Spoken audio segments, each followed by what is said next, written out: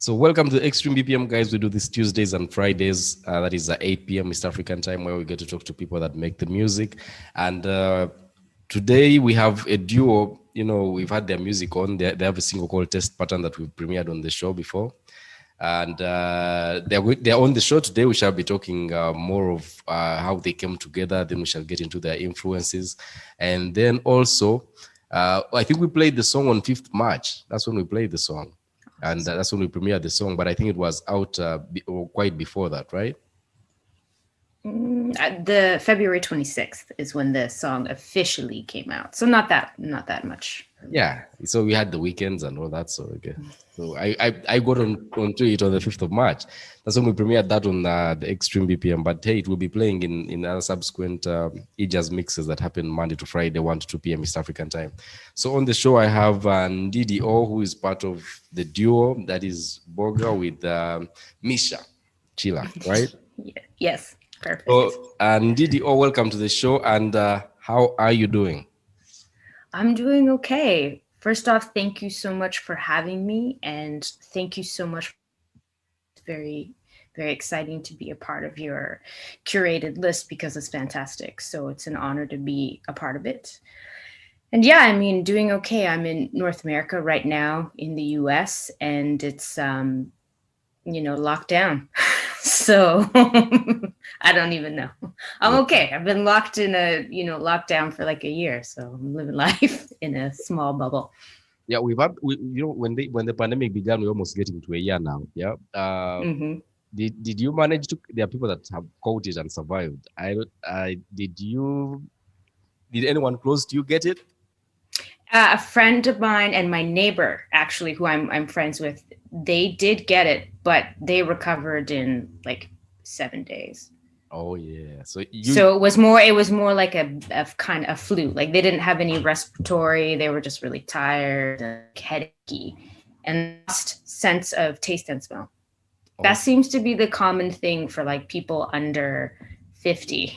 Basically, when they get it, they seem to immediately lose all taste and smell. But that's it. Nobody else has gotten it. I haven't gotten it, but I think maybe I did when it first came out.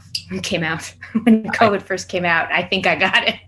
I think I also got it. I think I also got that. I think because I lost my sense of taste and smell like for about like 2 weeks, and that's COVID.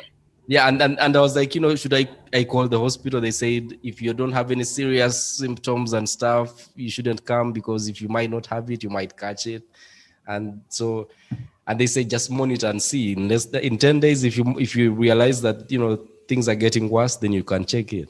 And then the things didn't get worse. Then finally the test came back, and then the smell is coming. It kept on coming back little by little. Yeah. That's COVID. You survived, my friend. You had the vid and you survived. Woo! Yeah. Totally. I totally did on that. Yeah. So let's talk about how you got started with the music before we even get to the duo, right? As you as growing up, what music was playing around your house, and for people that are checking in right now, a little bit of your background would help, like where you were born. Yeah. So I was born in New Westminster, British Columbia, Canada. And I am the first generation Canadian child of a Nigerian. At the time, he was a DJ, but now he runs and does African music festivals. And my mother was party girl, I suppose. And she was from Germany. And together they had me. So music was always playing, when I was very little. From what I remember, I don't remember a lot, but a lot of the music that was played was high life music. And my mom was really into like Elvis and like Little Richard and old rock and roll. And what I got into when I could buy cassette tapes, because I'm going to, be honest, I'm of the age, I existed in a time before CDs, just after 8 tracks, there's cassette tapes. And so I got really into blues music. So I got really into John Lee Hooker and Robert Johnson, Muddy Waters, Memphis Minnie. So I'd buy these cassette tapes. And from there, I sort of forgot about music. And it wasn't until I was about 19, 20 that I started actually singing these poems that I was writing. And I decided I was going to be a blues artist. So at the age of, 20, I moved to New York to become a blues artist. I did not become a blues artist in New York, but I had a very good time. And I ended up moving to Toronto, and it was in Toronto in about 2005 where I made my first album and, got a manager, got a label. Well, then my career actually started. So, prior to forming my trip hop duo, I was putting out blues folk albums, and I still do that. So that's also like a part of what I do, and touring under the moniker Ndidi O, making blues. Oh yeah, making blues, yes. And then you talked about how you got introduced to music in an era where we're going from cassette tapes, and I almost said we were lucky we didn't live through the magnetic recording part. You have strings in, and then Yes, totally. We were lucky. We didn't, we managed to escape that. We at least had cassette tapes and, the Walkmans. I remember really wanting a Sony yellow Walkman. It was like the thing, but it was very expensive. So I got like a knockoff version, but I would just walk around with my little Walkman. With the headphones? Jamming with the headphones off on the top, the little orange ones, just jamming. It was a simpler time. Know. How do you even when we don't go even that back, even when you go in 2005 when you first put out your first album, right? When you look at that time, we didn't have Spotify then, we didn't have Apple Music either, we didn't have all these DSPs that are available right now. So how when you look at what is happening right now versus what happened in 2005, does that change your process when you're making music, or do you still feel like you still approach it the same way? That's really a great question. No one's ever asked me that, so that's awesome. Thank you. It absolutely does change how I make music now. Like, the school of music making that I come from is very performance based. So you're doing residencies, you're performing, you're writing, you're making full albums, mashing those up, and then you're going out in the world, and then it's playing on radio, and then it's releasing. And since the streaming model and algorithms have taken over, it's really not even about quality, it's quantity. So it really does affect how we write, in the sense that it can be depressing.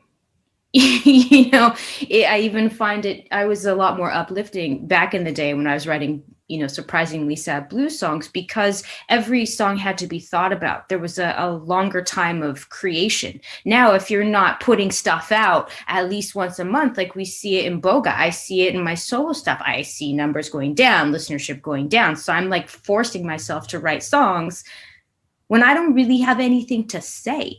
And then I'm listening to all the songs that are out, and guess what? They're not saying anything either. And there's a real push because, labels now and places are looking at actual streaming numbers, which don't actually equate human beings. Let's be clear. That doesn't mean people are going to show up at shows. Doesn't mean they're actually going to come to your live streams. It doesn't mean anything.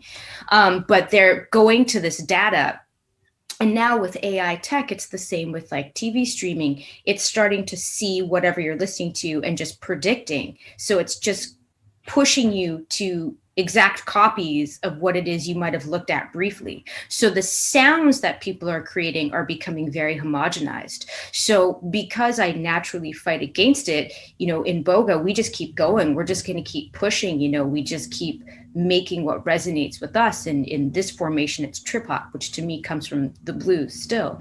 So, saying what we want to say and creating in the way we want to create, we do, but it can feel very depressing. Like we're just throwing it into a void, and then we just keep having to throw it into a void. Yeah, because you're out of the conversation. The almighty algorithm won't pick you up.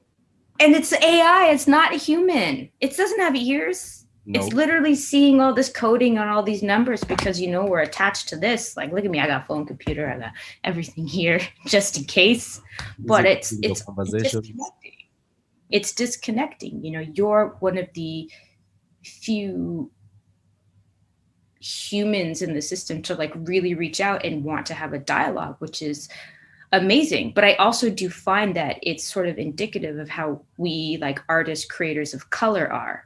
Because I do see in our communities, we do reach out and we do try and create dialogue to bring our faces to the forefront, because our talents are often co-opted and culturally appropriated to sell in or promote in voices that match other voices. So, it's interesting. It definitely affects how we create. There's a lot of like sadness and then fury and then like, oh, we love this song so much and let's just throw it out there, see what happens. Yeah. But we keep going. I haven't finished with whatever it is my crazy mind wants to say, and Mischa hasn't finished making beats and working with modular gear and like pushing, so we'll keep going until we turn into algorithms, I don't know, machines, till Terminator comes and it's all over. Yeah, it's interesting because I've seen that happen a lot, because you look at the time frame you have. Even albums are not made anymore because people will tell you they don't have time to listen to albums. They rather listen to singles, because even now that's a strategy people are using. Even the labels don't sign you for a longer time. They rather sign a single if they're, especially if you are, not doing what they want you to do, and you only have like a single that is actually working. They might say we're signing the single then, and then yep, let's see what that's it. Let's see how it works out. If this doesn't pick up onto the next one, they don't do any artist development anymore. So now for you then what keeps you going? What keeps you making the music? Because it can be frustrating when you look at how you came in making your albums, making your music, and then you get to a point where they're telling you have to release a song almost every month. Yeah, I think that what I'm very blessed with and very grateful to have is that I have an established kind of base on the blues folk side, and it's older people, and they don't mess with this technology very much. So thankfully, in terms of like the genres of music that actually still sell albums and have increased are jazz, blues, adult contemporary, because they're older people. So it's not hip, but I still have that. So because that base is still there, and now even with Boga, we're actually meeting people and people that have taste and that come from more eclectic schools of music that actually listen to music are drawn to us. So we're starting to see interaction there. So that keeps me going. I have a voice, I have stories, I have a power and a spirit. I come from, a line of storytellers, and I have to keep doing this. It's like a compulsion, even though it depresses me. I am segueing into other ways of telling stories, and Mischa is, I'm sorry he can't be here, but he's also segueing into other ways of creating for himself. But, we still are able to survive doing this. And I am an artist, and an artist doesn't stop just because the world's turned into mediocre mess, There's always a flip side. So we're going to push hard this way. It's going to be pushing really, really hard this way for a while. And then there'll be a space, for people that know how to play instruments, for people that know how to do things organically. There will be a space, and there is a space. I just sort of keep going. I just keep going. I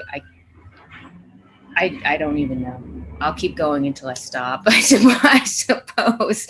It's really strange. I do wake up and battle, like even today before speaking with you, this thought came into my head was like, is this my retirement? Like, am I just retiring from music? I think what's happened is I've put less pressure on music. I've put, there's sort of a side hustles that I'll do. I do a lot of volunteer work. I'm trying to find other avenues where I can be of service, be available, offer whatever skill set I have to make a difference. And because I sort of am focusing over there, what I find is the music is easier to make and there's more enjoyment in it. So I'm still having a good time doing it. I don't enjoy the process of trying to put it out there and have anyone hear it, but I very much enjoy still making it. And we have so many songs, we're about to put out a covers EP, and we have all of these new singles that'll be coming out, and they're really like aggressive, and we're talking about stuff that probably a lot of people will hate, but who cares? Is what it is. Yeah. Well, I sort of think Mischa would have to speak more about what he does. He's sort of working on a lot of different projects. He's a pretty accomplished composer and producer and songwriter. So he does a lot of sync work, and he does a lot of trailer work and films, and he's doing a lot of like very sort of out there projects and work. You know, our band is one of the out there projects.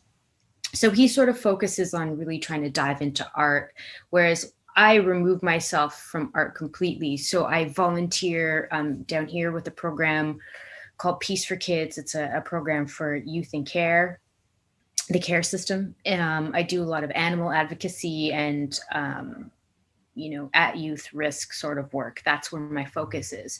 And I find myself in these classes teaching music or yoga or like these sorts of things. So I take what I know and what I do professionally and try and translate it into something that can maybe inspire or teach or just support communities that maybe don't have access to the things that I have access to. But I've always been a very, I kind of fell into music. You know, my life goal was first I was going to make TV shows. I was going to write them and star in them. And then I realized that was being an actor is yucky. So I still thought though I was going to write shows. So then when I realized that being an actor was yucky, I was like, what's another way to perform but help people? I was like, I'm going to be a politician. So I was studying political science. Yeah, because they're just acting. You know, it's not real. It's just money and power. But I was like, I'll be good. I'll help the people. And then I got into a car accident. And when that car accident happened, that's when I started doing music. So it wasn't like this big thing. So it's sort of a gift that I had that I didn't know, and I had to be completely derailed from the path I was taking. But the path I was on prior was one of like service. So I find ways to incorporate that. And by being of service to different communities, people, places, and things that can use my help, I'm able to funnel that energy, that hope, that inspiration into continuing to make music. Because my music can support these communities and vice versa. So that's how I keep going for the most part, from pulling from like society.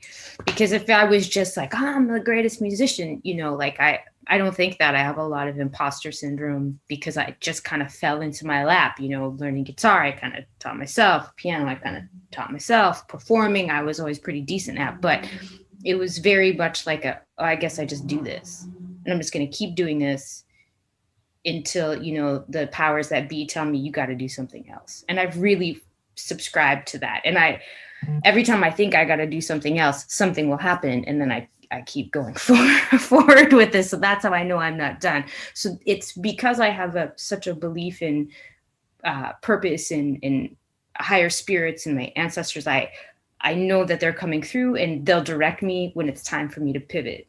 And I do still find, there are some artists doing interesting things and outside of us that are coming up. There's a whole sort of subculture of youth that are discovering like trip hop and discovering and it's cute because they act like they discovered, Hall & Oates. You're like, oh, babies, no.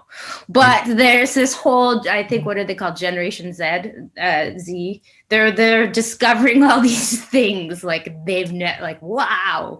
And, bless them, because what they're doing is they're bringing more energy into a stale scenario. And even if it's unfortunate that they think they invented it, at least it's like, they're drawn to this stuff. And I think it's because of that generation that Boga keeps going. And even me as a solo artist, I keep going because we're gathering fans that are younger. Boga's main demographic happens to be teen boys. I don't know why, but that's our main demographic according to the Spotify algorithm. But there's something beautiful in that because they're interested in production. They're interested in different sounds. They're interested in like voices and deeper messages. Like they're curious. And then they're finding, the artists we were inspired by to create like this. Yeah, that's I think the streaming platforms, much as, there's a lot of circulation of stuff that almost sounds the same sometimes. At least there's a niche of people that actually go in and look and discover that music that probably isn't at the forefront. and they keep, streaming that, and you find that there is a community of that, just that music, and they keep digging deeper and going into more of that. So even when you talked about some of the other things that you do, you would still write a TV show right now, even if you don't act, even if you don't star in it, you can still I write. mean, I am still doing that. That is something I do. So I'm finding new ways. I've taken my skill set and been like, okay, I always wanted to do this. Music isn't the same. I do make albums. I made one, it did well. I'm thinking about making another one, but I'm also, like we just talked about earlier, I'm like, maybe it's just going to be a compilation of singles, because what's the point? I can take those singles on the road. It's fine, but I find that I need to funnel the need to tell stories. I watch people a lot. I read a lot. I watch the world, and I really am disappointed in humans on a regular basis. Like, I don't even know how as a species we got this far, because we are messy. We're very messy, like across the board. I know, myself included, like, we're disastrous. Like, what are we doing here? And that question has been, in my brain since I was born. Every picture of me as like a small baby, I'm just like frowning, because it's almost like I know where I am. And I'm like, no, I'm here. Well, what am I going to do here? What do we do here? And so, I'm very fascinated in those stories and in how we operate. Humans, we're such beautiful creatures, but we're also such terrible creatures simultaneously. We have the greatest capacity to heal and love and literally create paradise, but a small group are just like nasty beings, and they're just destroying it for the rest of us. And we're all trying to like ebb and flow in this weird machine, and there's so much beauty, but also so much cruelty, and also so much humor and sadness, and I'm fascinated by it, and I still want to explore it and tell it. So I do it through songs, which are very personal, and through other writings that I'm starting to eventually bring to light. Yeah, and especially when you're going to tell stories about people, when you're watching them, sometimes they might take you into a different space. I don't know if you've gotten to a place where you've written a song and probably it took you to, you kept digging deeper, and then all of a sudden, it's hard for you to get out of that space and then come back to who you are. Has that happened to you? It has. I think, in Boga, I mean, Test Pattern is a good example. This song, the actual song, so while we released it in February, we wrote it last year at the beginning of the lockdown is when I was, the track had been built and I started writing the words, and there were so many, the news we were all seeing was the beginning of the Black Lives Matter movement in North America. And you're just seeing these deaths of our people, of like these brown bodies, and I was just so tired, and so that was what this, like, I kept gravitating to the words, sleep, like, just go to sleep, there's nothing we can do, like, literally. And I just keep singing that over, there's literally nothing we can do right now, so you just have to let it go.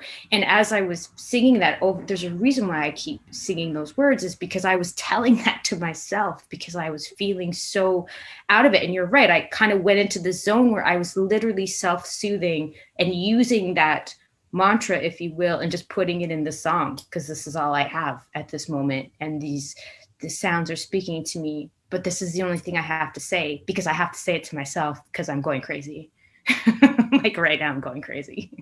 I think everyone went through that period, and now for creatives, people think that for creatives, you just go in and things happen, and then things are out. Especially for those who hold their art dear to their heart, and they put in a lot. People don't look at the energy you put in and what that does to you mentally, and how you need to even later on detach yourself and then get back to in a normal setting that you would like to be in. So, and that happens a lot even with people that do acting. When you're going to prepare for a role, you might get in, and then that role drives you crazy for the next how many months that you have to pull yourself out. So, with Boga and this project that you're working on, and putting out music, what this year, what is it going to be like? Are you looking at putting out more songs? Because it doesn't look like we're going to go outside anymore. I don't know. I have no idea.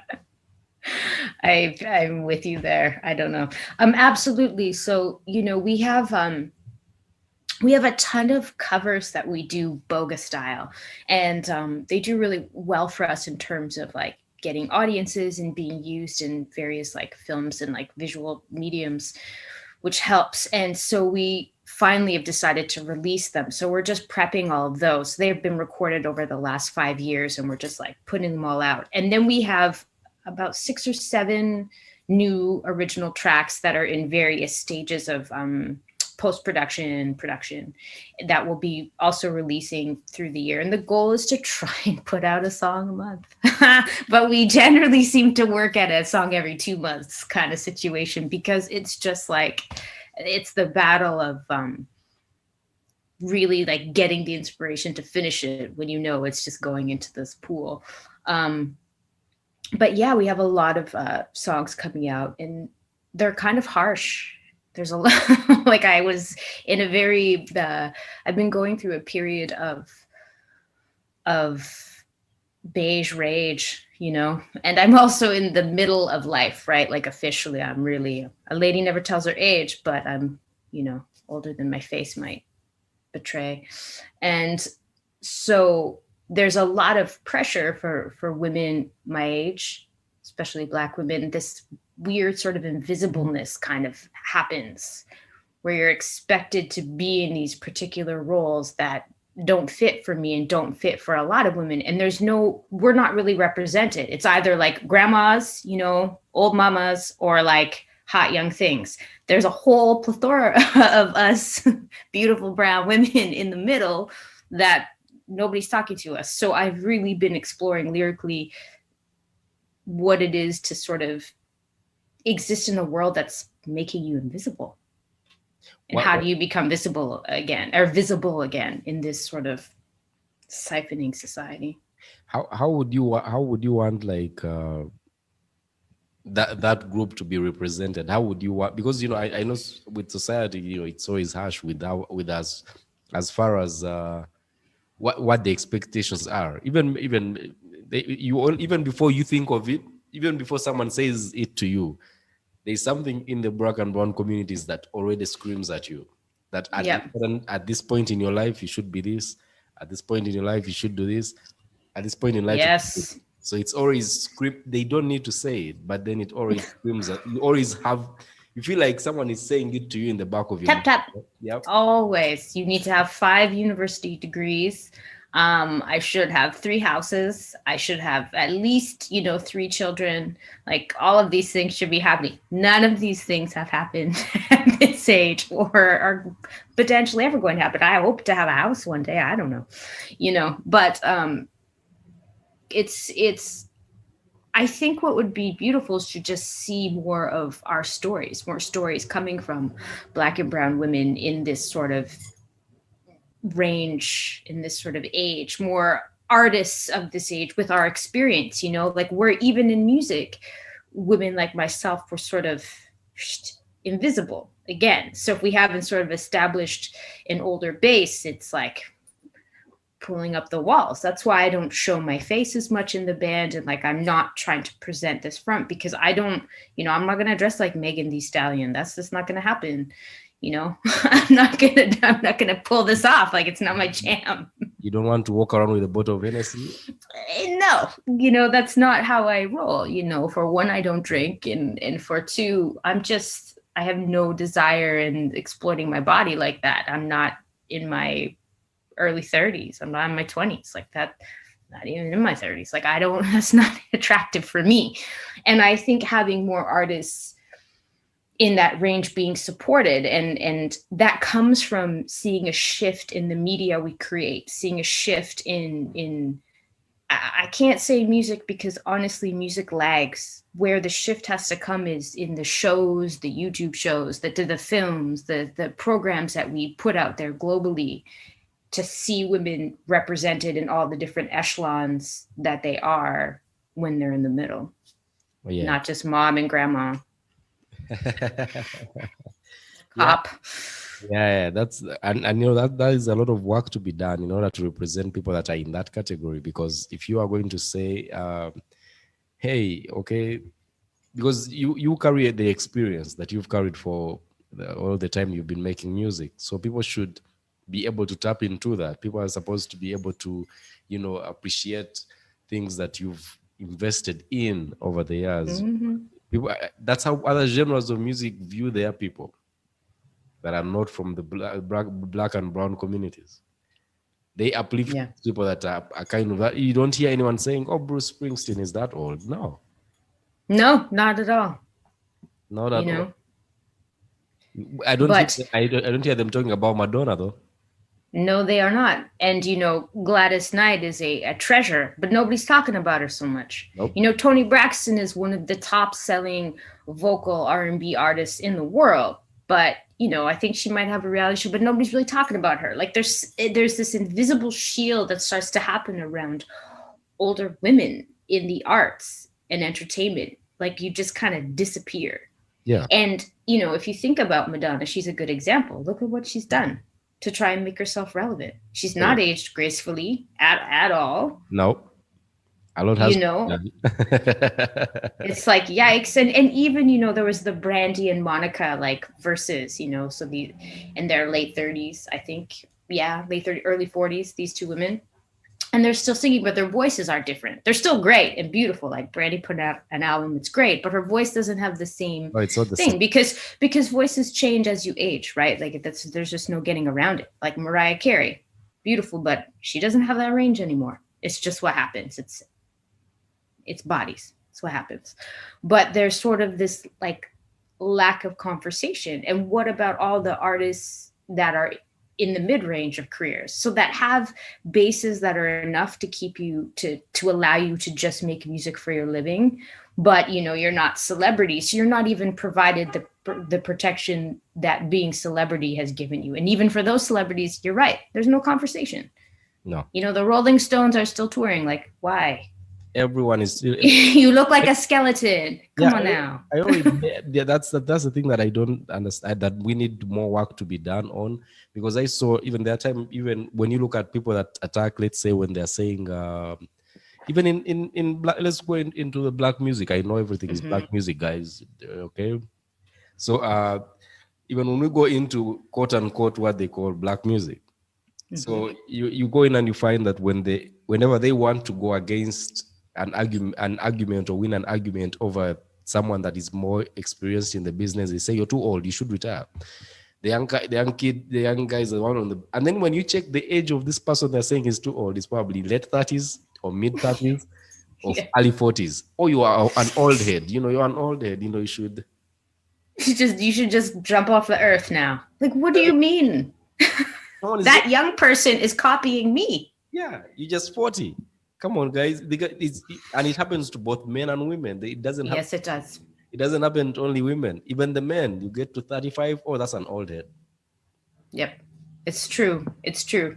So particularly black artists. You are 100% correct. I don't know why our community is not allowed the luxury that the other ones are. Well, because you aren't expected to grow to that age.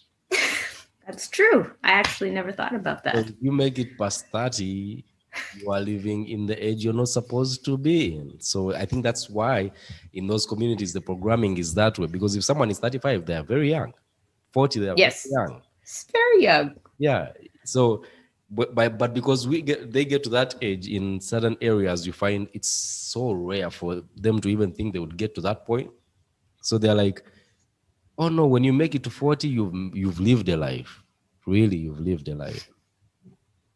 Yeah, so I think that's one of the reasons why we keep not utilizing or tapping into the experience that comes with, doing this thing for a long time. And I totally get what you're saying, and it's something that we need to work on as a community. How can people find, let's say if they want to find the music, Boga, how can they find that? And how can they find also your old music?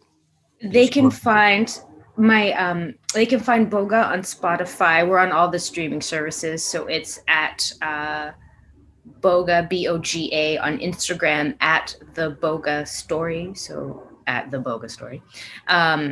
So yeah, we're on Boga, but there's another Boga, so it's all capitals. We're the Boga that's all capitals on Spotify and Apple Music and all of that. So that's where all of the old Boga stuff, the new Boga stuff constantly comes up. And for me, as if you're into like blues kind of stuff, you can find my stuff also via Spotify and all the streamers at Ndidi O. So yeah, just add Ndidi O. Ndidi O, if you type that in, all my stuff should show up. And on Instagram, I'm at original Ndidi because Ndidi is a common name. It's a common Nigerian name, so I had to say I'm the original. The original, yeah.